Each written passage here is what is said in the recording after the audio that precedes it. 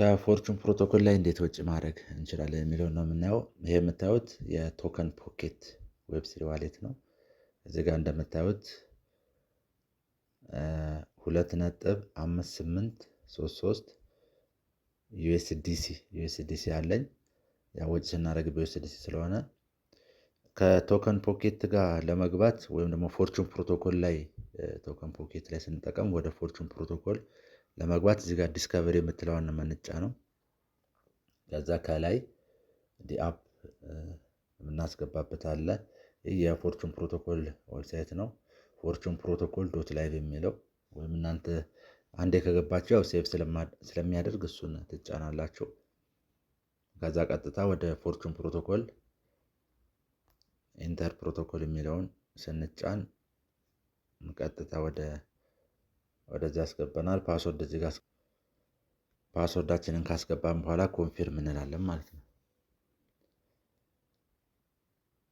የፎርቹን ፕሮቶኮል ዳሽቦርዳችን ይሄን ይመስላል። ስለዚህ ዊዝድሮ ማድረግ ስለሆነ የፈለግነው እዚህ ጋር ዊዝድሮ የምትለውን እንጫናለን። ዊዝድሮ የሚለውን ስንጫን ቀጥታ ወደዚህ ወደ ዋሌት ይወስደናል። ዋሌት ላይ ያስገባናል ማለት ነው። ስለዚህ ወጪ ስናደርግ ይሄኛው ከዴሊ የምናገኘው በየቀኑ 1% የምናገኘው ለብቻ ይቀመጣል።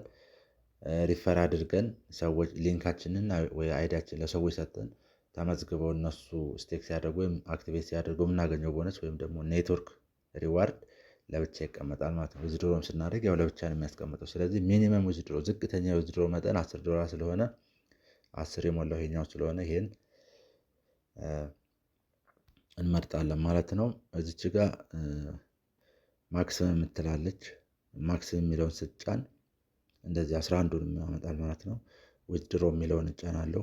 ዊዝድሮ ስናድርግ የአገልግሎት ክፍያ $6 አለ። የ11 6% እሱም 0.66 ዩኤስዲ ወይም ደግሞ ዶላር ይሆናል።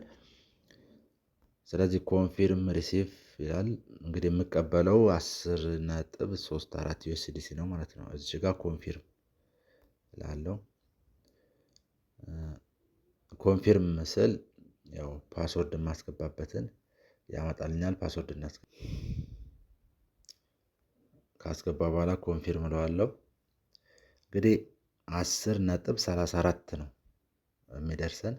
10.34 ነው የሚደርሰን። ያው ዊዝድሮ ሰክሰስፉል ዊዝድሮ ሆኗል። ስለዚህ ቅድም የነበረን ቶከን ፖኬት ላይ የነበረን 2.5833 ነበረ። እንግዲህ ይደመራል እዛ ላይ ሄዶ ማለት ነው። ኢንስታንት ነው። ኢንስታንት ኮንፊርም ሰክሰስፉል እንዳለ ቀጥታ እዛ ነው የሚደርሰው። ወደኋላ ተመልሰን ማየት እንችላለን ማለት ነው። አሴት የሚል ላይ ስንመጣ የመጀመሪያው ይሄ ነበረ። ከዛ ሲደመር 12.92 ሆነ ማለት ነው። ስለዚህ በእንደዚህ አይነት መልኩ ዊዝድሮ ማድረግ እንችላለን። በጣም ያው ዌብ3 ላይ ኮንፊርም ስንል ኢንስታንት ነው።